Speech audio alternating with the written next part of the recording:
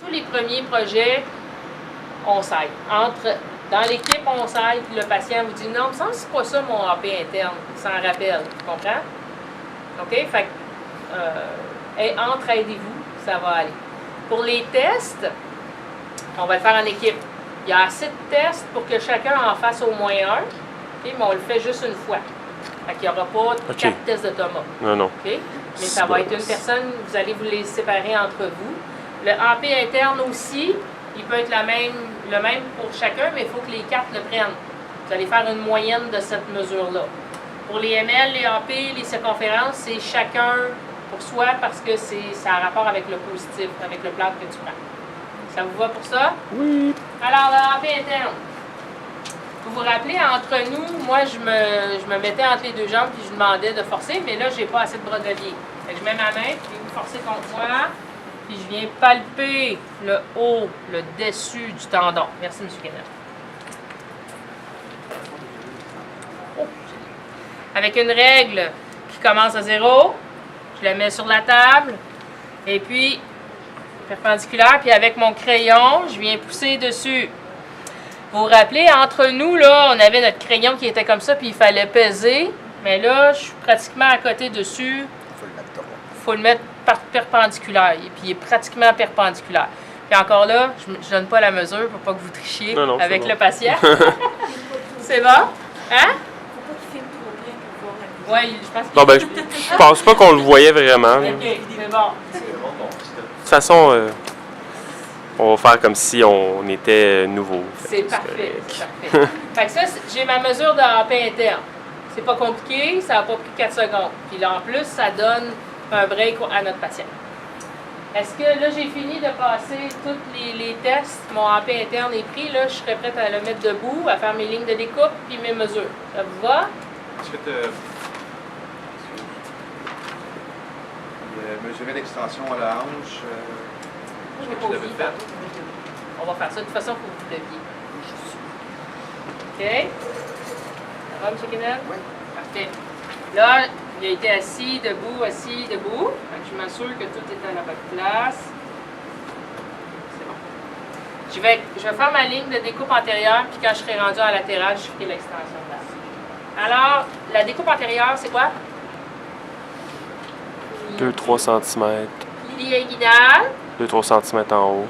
Ben, c'est entre 2 et 3. En 2 Fait que qu'est-ce qui va faire que je vais le mettre à 2 ou à 3? Selon la grandeur. Fait que M. Kennel, vous êtes grand, mais pas un joueur de basket grand. Fait qu'on va vous faire ça 2 cm en haut du pli inguinal. Le deuxième tiers, ça devient horizontal. Le troisième tiers, c'est mon EIAS qui me le donne. Le troisième tiers, l'inguinal, il est là. C'est 1 pouce en latéral de l'EIAS. Vous vous rappelez?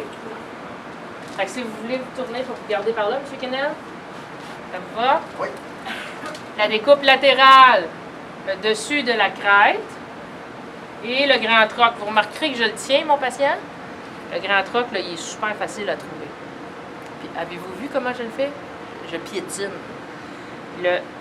On marque l'apex et le pourtour. Le grand troc en terre, c'est pas gros comme ça. Là. OK? C'est gros comme ça. Ça vous va?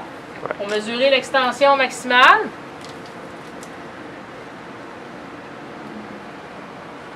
oui, c'est ça, c'est par là. Pouvez-vous le faire? Envoyez votre par en arrière. Ouais. OK? Ça, c'est en actif, M. Kennel qui force. Fait que je vais utiliser ma longitudinale.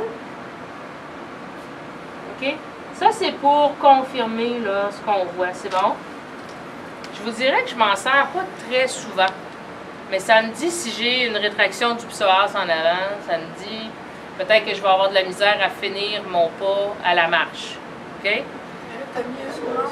Encore sur la longitudinale à l'axe, puis je suis allée par rapport au sol. Voilà. C'est les mêmes lignes, juste par en arrière.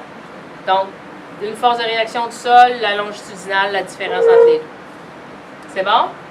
Optionnel. Ça vous va? C'est des indications pour comment ça va se passer À la marche. Oui, ça nous donne des indices sur les rétractions, sur peut-être des problèmes que ça pourrait causer en dynamique. Parce que habituellement, en général, les patients ont plutôt des flexums. Fait qu'on on veut voir jusqu'où ça peut aller. Donc, la ligne de découpe latérale est à mi-chemin entre le dessus de la crête et le grand trochanter.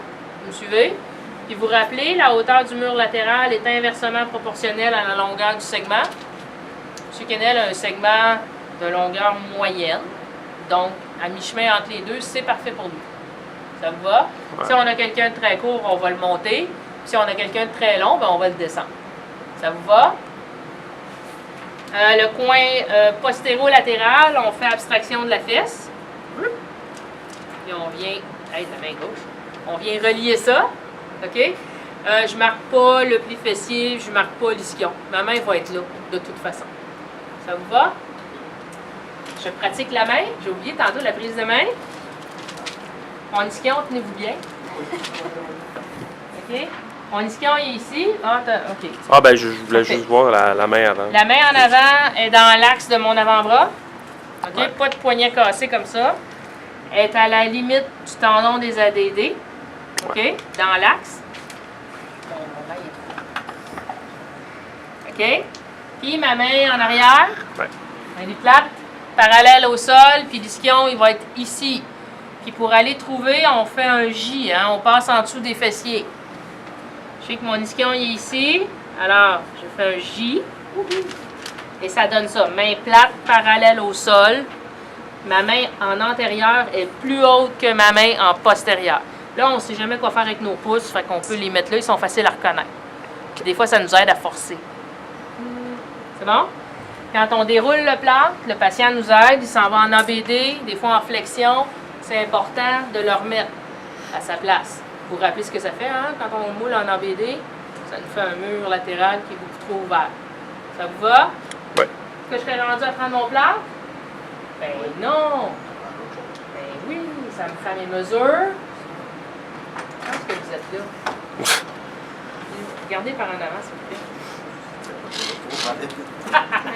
Je comprends pas. Quand tu le mets en ABD, il y a un mur plus ouvert. Oui.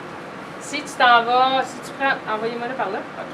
Puis là, moi, je la ligne droite. Regarde qu'est-ce qui arrive. Amenez-la dedans.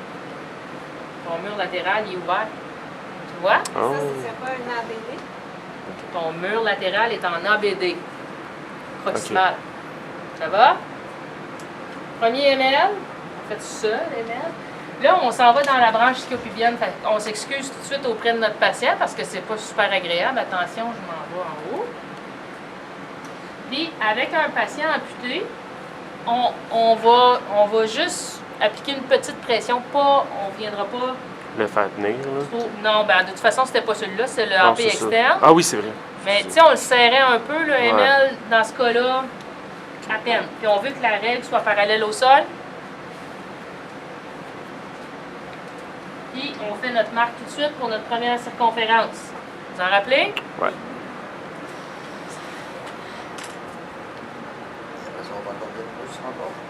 Comment? On va combien de pouces en bas? Oui, c'est ça. Ah oui, on pourrait le faire tout de suite. Nos circonférences sont à toutes les 2 pouces. C'est ça. C'est réveillé qu'à OK? Et il me reste quoi comme mesure à prendre? AP externe. Pouvez-vous regarder par là, s'il vous plaît? Pli fessier, hein, ça va en dessous du pli fessier, pratiquement au niveau ischiotique. Fait que je viens pas prendre la mesure comme ça. Je viens en dessous des fessiers. Le voyez-vous? Ouais. Là, je m'excuse, je suis sur vos bijoux de famille, là. Fait qu'on fait attention. Mais là, je vais me reculer. Vous savez, d'habitude, j'accote toujours la règle. Mais là, avec la morphologie de M. Kennel, je suis sur ses bijoux de famille. Fait que je veux surtout pas le blesser. Je mets ma règle perpendiculaire au segment, parallèle au sol. Ça vous va? Ça Et sera le pas flexor. parallèle au sol nécessairement. Non, tu as raison. Ça va être parallèle perpendiculaire au segment. OK? Pour rappeler, quand on le faisait entre nous, on serrait beaucoup. Je vais le serrer un peu plus que mon ML, mais pas tant que ça, sinon je vais venir faire un étranglement. OK? C'est normal que le ML et le AP2 se ressemblent. OK. Ça va? Les circonférences, pas besoin de rester comme ça. C'est juste pour vous remontrer la technique. On vient vraiment porter notre ruban mesuré dans la branche ischio-pubienne. perpendiculaire au segment. On serre pas, on va entre les deux. Toujours, toujours, toujours. C'est comme ça qu'on arrive à gérer du volume. On serre pas entre les deux. OK? Je pense qu'on est prêt. On est prêt? On est du prêt. OK. Vous n'êtes pas prêt, tu vas. Vous pouvez vous asseoir. Non, je suis correct. OK, bien là, c'est le temps de donner un break à votre patient. OK, on a fini nos mesures, on a fini tout notre bout. Et ça fait déjà un petit 5 minutes qu'il est debout. Fait que là, c'est le temps. Voulez-vous vous asseoir? Moi, j'ai 2 minutes, le temps que je prépare mes choses. Je peux-tu Pour te faire plaisir. déracker un peu? Le temps que tu prépares, je peux enlever le rack? Oui. là?